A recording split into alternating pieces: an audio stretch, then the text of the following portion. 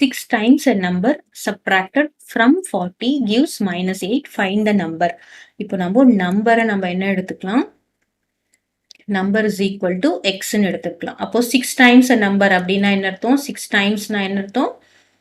6 multiplied by x. So இப்போ நம்ம கிளியரா பார்க்கணும்.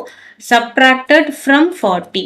அதாவது 40ல இருந்து இந்த 6 டைம்ஸ் நம்பரை சப்ராக்ட் பண்ணினோம்னா நமக்கு என்ன வருதுன்னு சொல்லியிருக்காங்க? -8ன்னு சொல்லியிருக்காங்க. கிளியரா? இதை நம்ம எப்படி போடக்கூடாது அப்படின்னா 6x - 14 போடக்கூடாது. ஃப்ரம் அப்படின்னு கொடுத்துருந்தாங்கன்னா ஃப்ரம் தான் முதல்ல வரணும். அதாவது 40 தான் முதல்ல வரணும். அதுல இருந்து நம்ம என்ன பண்றோம்? 6x சப்ராக்ட் பண்றோம். கிளியரா? இந்த மாதிரி போட்டா தப்பாயிடும்.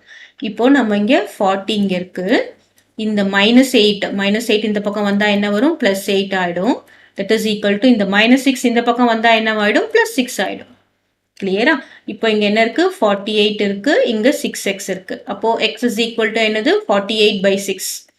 48/6 is how much? 8. 8 6 are 48 தானே. So x is equal to 8. இப்போ நம்ம செக் பண்ணலாம்.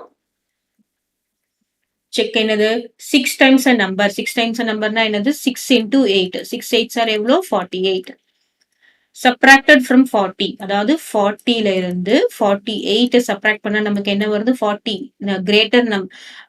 கிரேட்டர் நம்பருக்கு மைனஸ் சிம்பிள் இருக்குல்ல. 40 - 48 அப்ப என்ன வரும்? -8. ஸோ -8 ஆன்சர் வந்தாச்சா?